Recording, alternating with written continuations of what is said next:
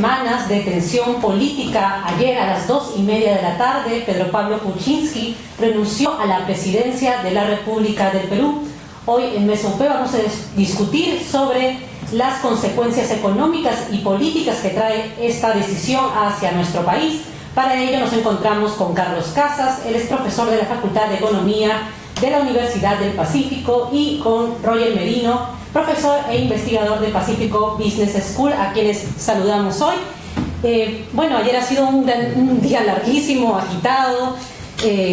Pedro Pablo Kuczynski, bueno, se fue luego de que lo quisieron vacar una vez, lo quisieron vacar por segunda vez, y antes de que lo vacaran, él decidió irse luego del escándalo del video en el que se compraban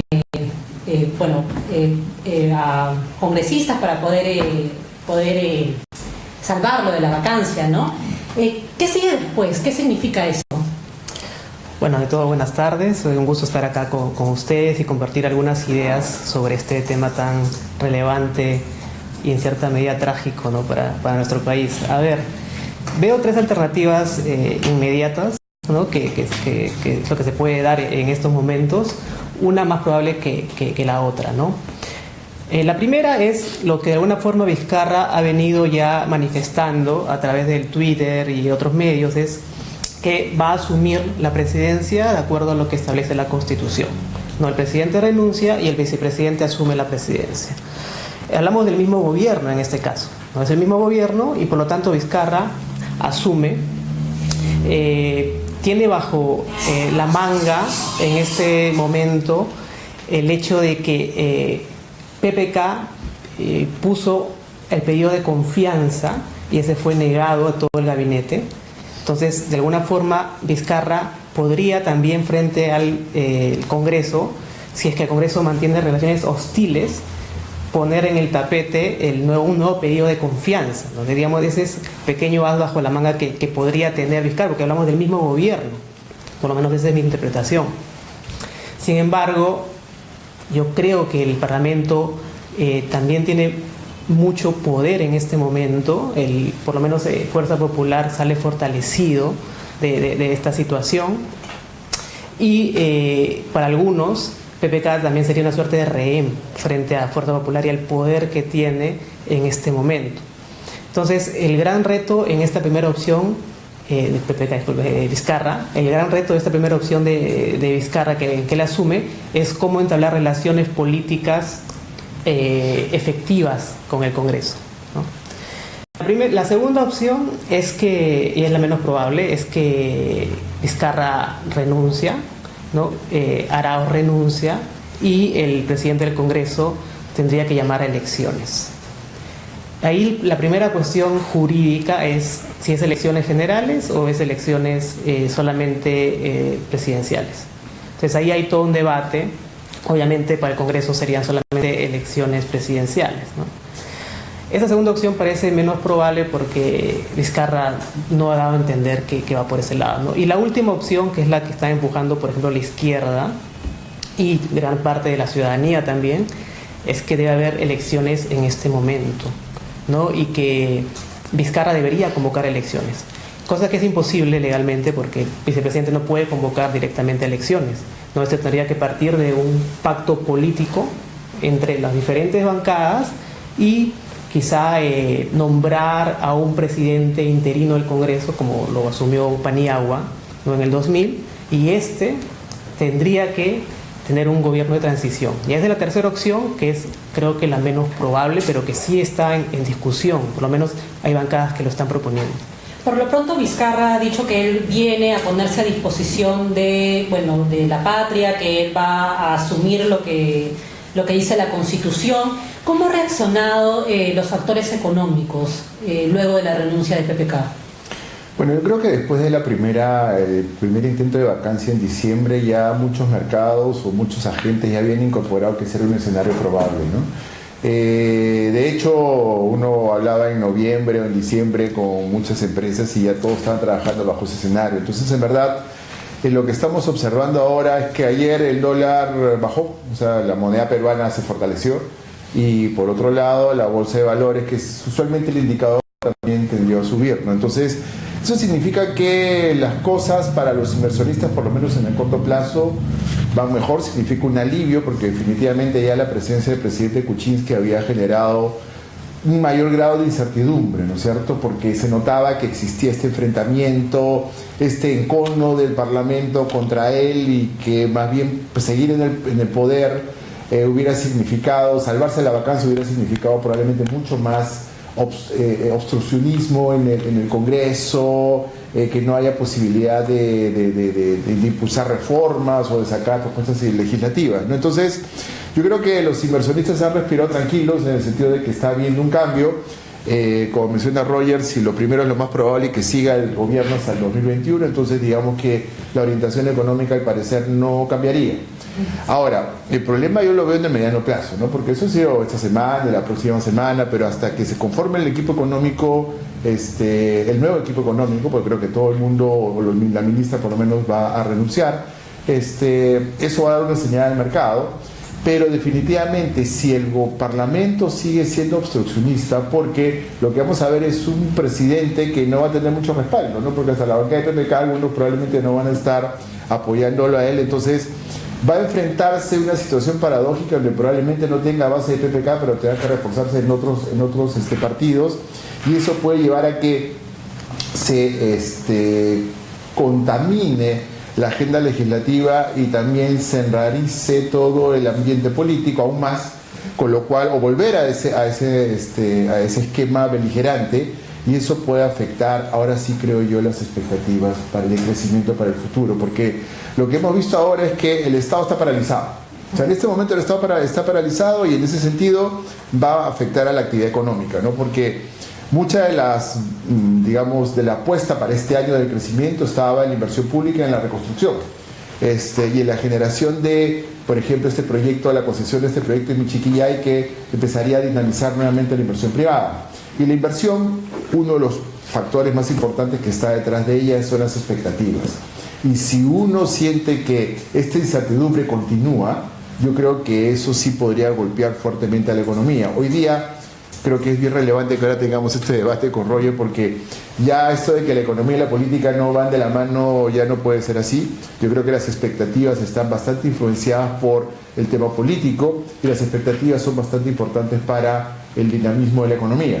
Por el lado externo, estamos bien, el mundo va a crecer 3.2%, 3.5% este año, lo cual es probablemente más alto de lo que vaya a crecer el Perú. O sea, hay demanda externa, los precios de los minerales están aumentando, las exportaciones han aumentado, los envíos de agroindustriales también. O sea, hay una buena coyuntura externa, el motor externo va fuerte, pero creo que hoy día lo que vamos a tener es que el motor interno ya no. Algo que no ocurría hace algunos años, donde era al revés. Había problemas con los precios de los minerales, caían, pero el consumo seguía creciendo, la inversión seguía creciendo. Ahora el papel ha cambiado, y ahí es donde se ha convertido, creo yo, en crucial el aspecto político. Hablando de expectativas, The Economist había proyectado un crecimiento del PBI de 3,7%. ¿Cómo esta proyección se ve modificada con la renuncia de Pedro Pablo Kuczynski? Bueno, eso creo yo que va a depender de la incertidumbre o de que termine la incertidumbre en las próximas semanas, ¿no? Porque lo que vamos a tener es, uno, buscar reemplazar al equipo económico y a los ministros, y que son bastante importantes quiénes son las personas. Yo creo que va a costar bastante contar con un perfil que sea aceptado por los mercados y que a su vez sean buenos operadores políticos y que tengan, creo yo, el patriotismo de asumir ese rol en este momento. Pero creo que eso sí, ¿no? va a significar que en función de eso uno podría esperar un crecimiento menor, ¿no? Uno podría esperar probablemente una corrección hacia la baja, más o menos de un punto del PBI, o sea, lo cual significaría crecer alrededor del 3%, pero eso va a depender si la incertidumbre política continúa, los enfrentamientos continúan y no se siente que avancemos hacia ningún lado. Yo creo que difícilmente podremos llegar al 2% este año, no menos inclusive que el año pasado. Vizcarra sale del ministerio por una cuestión política. Regresa para asumir la presidencia. ¿Qué tan difícil se le viene ahora? ¿Lo molestará la bancada la bancada de Fuerza Popular. ¿Cómo ves el panorama, Roger? Bueno, los partidos políticos tienen una agenda de muy corto plazo, ¿no? Y algo que sin duda mueve los intereses políticos y las agendas políticas es el tema de la impunidad, ¿no? Y el caso Lavallato. Entonces, yo veo una lucha política intensa en la cual básicamente Fuerza Popular y los otros partidos quieren tener suficiente poder en el Congreso para definir la política institucional del Tribunal Constitucional, del Consejo Constitucional de la Magistratura, ¿no? Y además quedar empoderados frente al próximo proceso electoral. Y si eso va a implicar golpear al presidente, dejarlo mal parado, eso van a hacer, ¿no? Entonces, exactamente cuál será la estrategia de Fuerza Popular es un poco difícil de ver en este momento y de dar alguna respuesta clara, pero que posiblemente Vizcarra esté sometido a este poder, tanto como PPK, yo creo que es una alta probabilidad que eso va a pasar. Entonces ahí surge también justamente la discusión si es que deben haber nuevas elecciones o no, ¿no? ¿Por qué? Porque lo que vemos en el fondo aquí es un problema de legitimidad política de todos los actores. O sea, tanto el gobierno como el Congreso frente a la ciudadanía están totalmente deslegitimados. Entonces, en esta situación, yo creo que sí es útil discutir cuestiones de fondo más allá de aquellos pequeños ajustes que permitan la llamada estabilidad. O sea, hemos vivido con estabilidad por muchos años, pero ha sido una estabilidad aparente, una estabilidad precaria. Hemos estado siempre frente o sobre una bomba de tiempo. Entonces, si todo esto que estamos viviendo ahora, esta crisis política, solo nos va a llevar a simplemente discutir cómo podemos seguir estables, sin cambiar las bases institucionales o pseudo-institucionales que tenemos, entonces esto va a seguir y se va a reproducir en los próximos años. Ahora se nos viene la Cumbre de las Américas. Se había desinvitado a Maduro, ahora tenemos que Maduro se va a venir y PPK no está. ¿Cómo nos deja esto con estos eventos grandes que vienen, no? Bueno, ahora PPK se está desinvitando, ya se desinvitó él mismo. Yo creo que es una muy mala idea seguir con la idea de la cumbre, es una opinión personal. La cumbre se llama Gobernabilidad Democrática frente a la corrupción. O sea, sería realmente un sarcasmo que el Perú lleve a cabo la cumbre de gobernabilidad democrática, ¿no?, frente a la corrupción. Estas cumbres son de carácter protocolar, se hacen en el marco de la Organización de Estados Americanos y lo que busca es fortalecer relaciones políticas, económicas, más de carácter programático, declarativo. O sea, entiendo que acá no se hacen acuerdos vinculantes, ¿no?, frente al derecho internacional, tanto así que hay presidentes que no van a venir. Entonces yo creo que lo más prudente es que el Perú solicite a la Organización de Estados Americanos que no va a participar en esta cumbre, que no puede hacerlo por la actual coyuntura que tenemos. ¿Qué otras papas calientes se le vienen a Vizcarra, no solamente en lo político, sino en lo económico? Bueno, hay varias cosas, ¿no? Uno es el tema, bueno, como te mencionaba, de las expectativas y cómo la inversión privada no está repuntando. Hay que tomar en cuenta que el año pasado, lo que hemos observado según las cifras, hemos tenido una caída en los últimos 3 años de 6 puntos del PBI en cuanto a esa ratio de inversión. Estamos en cerca de 26-27%, ya estamos en 21%. La recaudación que estaba en 19%, los ingresos corrientes del gobierno central que estaba en 19%, está en 14 hoy día.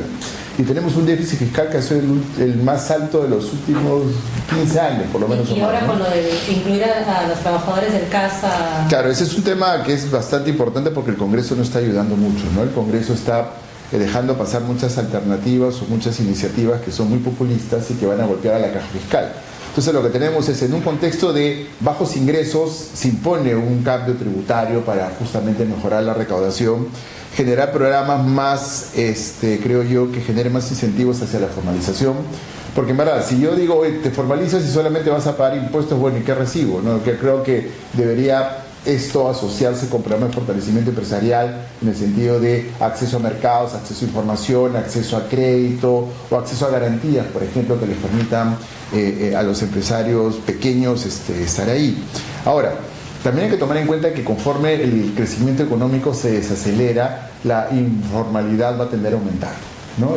Y era una de las cosas que no se quería con este gobierno. Cuando uno ve, yo más o menos de los cálculos que, aún viendo algunas cifras, se podría decir que hay una alta elasticidad de la formalidad y de la recaudación tributaria al crecimiento económico. Entonces, cuanto más alto es el crecimiento económico, la recaudación tiende a aumentar en proporción del PBI, no solamente en montos absolutos, porque si hay más actividad económica, obviamente se van a pagar más impuestos, pero la parte formal paga mucho más impuestos. Y parte de los informales también se tienden a formalizar. Porque cuando una economía crece y es muy dinámica, va generando una escala mayor. Y un pequeño empresario que quiere entrar a un mercado grande no lo puede hacer porque es pequeño. O si quiere exportar no lo puede hacer, un informal no puede exportar y se le pueden presentar oportunidades. Entonces, creo yo que el tema de la formalización es bastante importante, por un lado. Por otro lado, lo que tenemos es el tema tributario, el tema de la inversión privada y, por último, el tema de la inversión pública.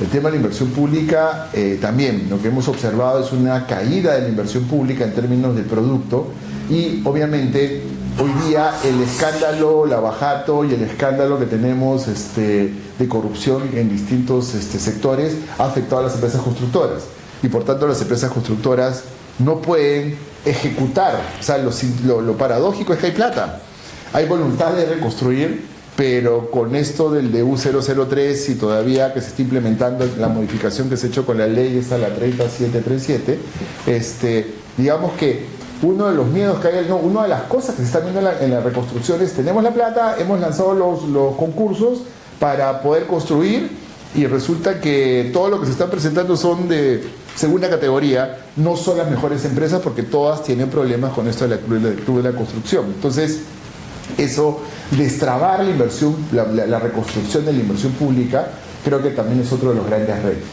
Y por tanto, si queremos reducir el déficit, bueno, incrementar ingresos en este contexto va a ser un poco difícil. Yo creo que también racionalizar el gasto público es bastante importante. Y aquí sí creo que hay una reforma que no es tan atractiva para los ministros de Economía, pero que tiene que ver con la calidad del gasto, ¿cierto? Mejorar la calidad del gasto, que es bastante importante porque eso a lo que lleva es que con lo mismo puedas hacer más. Y eso implica racionalizar el gasto. O por ejemplo, hay cosas como que uno ve que hay la obligatoriedad casi de comprar pasajes aéreos a través de agencias de turismo, cuando uno podría comprarlo por internet y sale mucho más barato, pero el problema que es legal que ocurre es, oye, pero si se va a pagar con tarjeta de crédito, ¿con qué tarjeta de crédito se hace? No, la pago con la mía.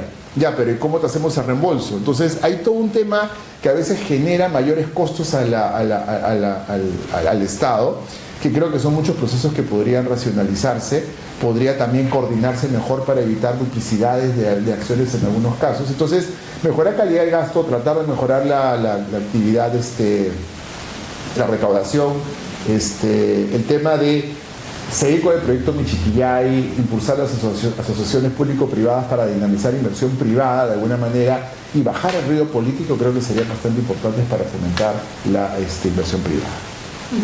Ya tenemos varias preguntas de las personas que nos siguen a través del Facebook Live. Nos preguntan, ¿qué opinan de lo realizado por PPK en estos meses? ¿Cubrió sus expectativas? ¿Creen como algunos que ha sido el peor presidente en los últimos años? Del presente siglo, no sé, creo que de toda la historia del Perú, ¿no? Sí, yo creo que se despertaron muchas, creo que a los 100 días del gobierno de PPK, justamente hubo un simposio aquí en la universidad y uno de los puntos que discutíamos era, cuando llegó PPK había un poco la sensación en buena parte de la población que venía como el rockstar, la estrella de rock, el salvador a solucionar todos los problemas del Perú y que el Perú iba para adelante. Pero lo que discutíamos ahí es que, así con la misma, digamos, con el mismo optimismo con el cual había llegado, dada la base política que tenía, el deterioro cuando se dieran cuenta que no iba a ser así porque no tenía la base política y tampoco había muchas ideas como para poder implementar reformas interesantes, el deterioro iba a ser muy rápido. Y creo que viéndolo 20 meses después, ¿no es cierto? Creo que algo de eso tuvimos razón. O sea, creo que se cifraron demasiadas expectativas, se perdió mucho tiempo en el tema económico, por ejemplo, con la famosa reducción del IGB. O O sea, ya había un consenso entre la mayoría de analistas económicos en donde no debía bajarse el IGB porque se deterioraba aún más. O sea, ¿cómo hubiera sido si hubiera bajado el IGB, el déficit fiscal? Hubiera sido terrible. Y tuvo una discusión y se puso al final una reducción del IGB sujeto a que se cumpliera cierta meta de recaudación que obviamente no se cumplió y por tanto no se llevó a cabo. Se cambió el sistema de inversión pública desde el punto de vista económico del famoso SNIP al Invierte PE y que todavía se está viendo. La idea es buena, creo, pero se está tratando de hacer mucho más rápida la inversión pública y mucho más planificada. Hay algunos temas de control que yo sí discrepo porque se les ha dado mucha libertad a gobiernos regionales, locales, etcétera. Pero creo que desde política fiscal esos son los puntos. Después, la reforma tributaria que se planteó para las pymes todavía no da fruto, eso demora en dar frutos. Se dio una amnistía también para la repatriación de capitales para que la gente declarara y pagara impuestos y no se hizo nada, pero creo que yo básicamente, salvo eso, que en algunos casos fueron buenos, el tema de la reducción del IGB, creo que definitivamente fue malo, se perdió mucho tiempo, se desgastó el gobierno mucho, generaron bastantes problemas y sobre todo el activismo en contra por parte del Parlamento desde el saque, censurando ministros, etcétera, creo que no dejó espacio para impulsar reformas importantes, que es lo que se esperaba con PPK. ¿Tu opinión, Reyes?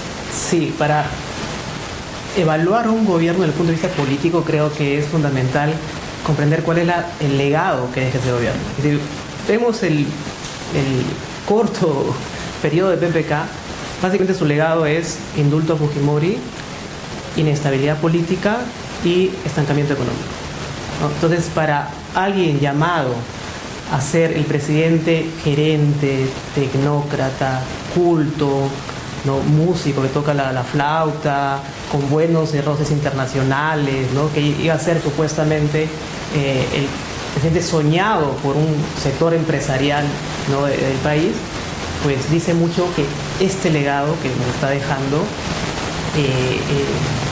nos da a entender algunas cosas importantes. Yo creo que en el fondo es el fracaso también de una forma de gestionar y que no estamos discutiendo con toda la profundidad que deberíamos discutir.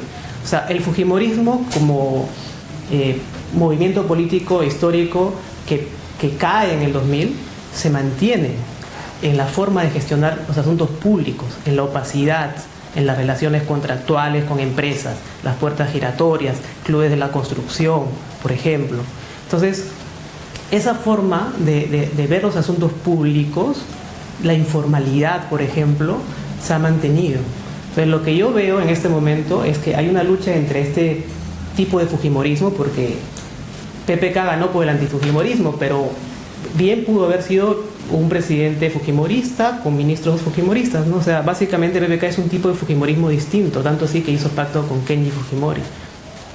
Entonces, cuando vemos estos fujimorismos, ¿no? Un fujimorismo tecnocrático, por decirlo de alguna forma, frente a un fujimorismo del realpolitik, ¿no? de Keiko Fujimori, entonces yo creo que es el fracaso de esta forma de gobernar que se ha mantenido a lo largo de los años. Y si no vemos cambios institucionales profundos, esto yo creo que se va a mantener. Y el Congreso no quiere discutir esos cambios. O sea, el financiamiento de campañas políticas, por ejemplo, ¿no? Es un tema fundamental. ¿No? La reforma política, ¿no? Cambios que merecen una discusión profunda, ¿no? Ya vamos con las dos últimas preguntas. Roberto Calderón nos dice, ¿se ha aplicado íntegramente el término destrabamiento que tanto se comentaba? Yo creo que no, además se le dio demasiado énfasis al destrabe. O sea, como si los problemas del país se solucionaban destrabando o cambiando trámites, ¿no? Y creo que eso en el fondo hay que tener mucho cuidado, porque a veces cuando alguna gente cree que un trámite es demasiado engorroso, entonces se elimina y al final la solución puede ser peor. O sea, lo podemos ver, no sé, se ha quitado creo este requisito para permanentes revisiones de defensa civil.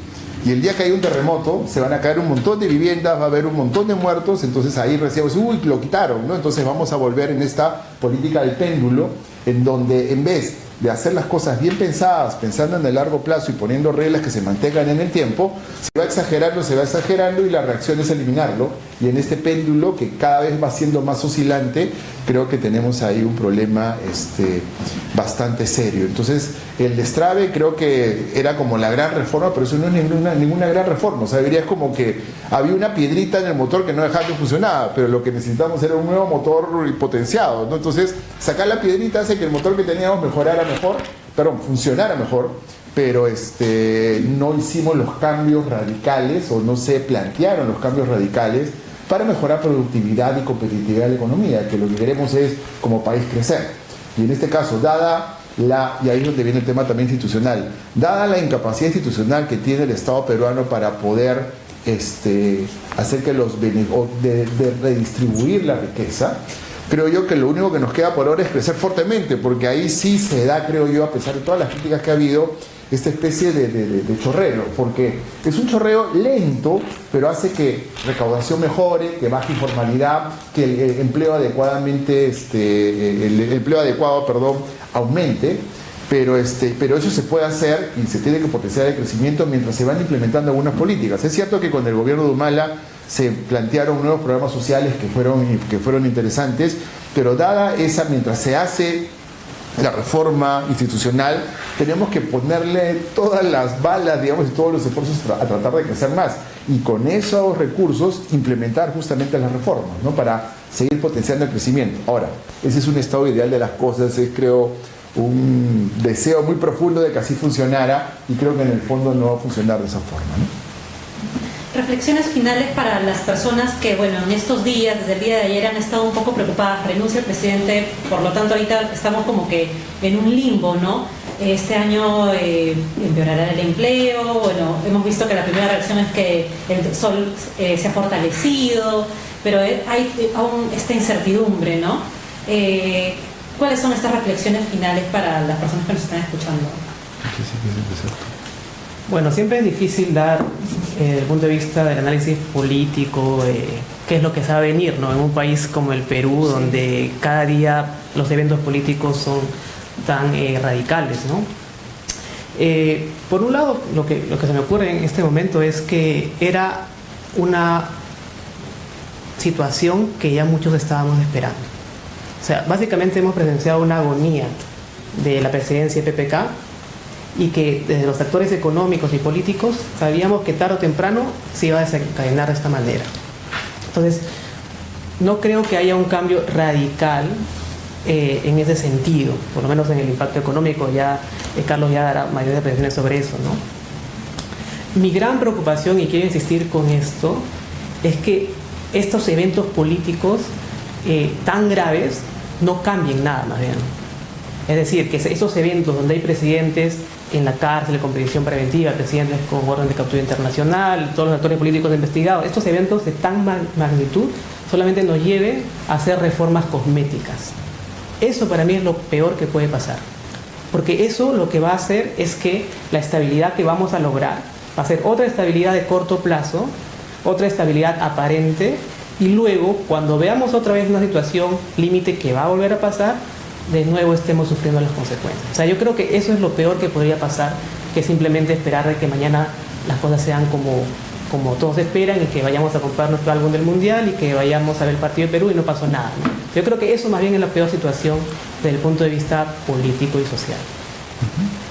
Bueno, yo en mi caso también, yo quisiera que fuera realidad todo lo que uno escucha de los actores políticos ahora diciendo que se han dado cuenta hasta dónde han llevado al país y que están cambiando de presidente y que todo va a ser para bien. Y hoy día escuchaba en la radio distintas manifestaciones donde decían no, vamos a apoyar al vicepresidente, que lo más probable es que asuma la presidencia. Pero yo sí veo con preocupación el hecho de que si no se hacen los cambios institucionales que menciona Roger, definitivamente lo que uno ve a nivel internacional es que países con mejores instituciones son los que más crecen, donde hay más libertad política son los que más crecen, donde existe la democracia y funcionan los mecanismos también son países que más crecen. Entonces, esto no solamente va a tener un efecto en el corto plazo, sino que también puede dilatar el periodo en donde el cual el Perú puede entrar realmente a esta senda de la OECD. La gran pregunta es, nos seguirán invitando al OECD con todo lo que está ocurriendo, digamos, cuando son países que son estables, países que muestran que tienen una fortaleza institucional y muchas cosas, yo lo veo cada vez más difícil, ¿no? Esperemos que no, pero digamos hay que tener mucho cuidado y ser conscientes de hacia dónde estamos llevando el país. Muchísimas gracias, Carlos. Muchísimas gracias, Roger. Hemos estado conversando entonces con Carlos Casas, profesor de la Facultad de Economía de la Universidad del Pacífico, y Roger Merino, profesor e investigador del Pacífico Business School, sobre las consecuencias económicas y políticas de la renuncia de Pedro Pablo Kuczynski. Conmigo hasta otra oportunidad en otro Mesa UP. Chao.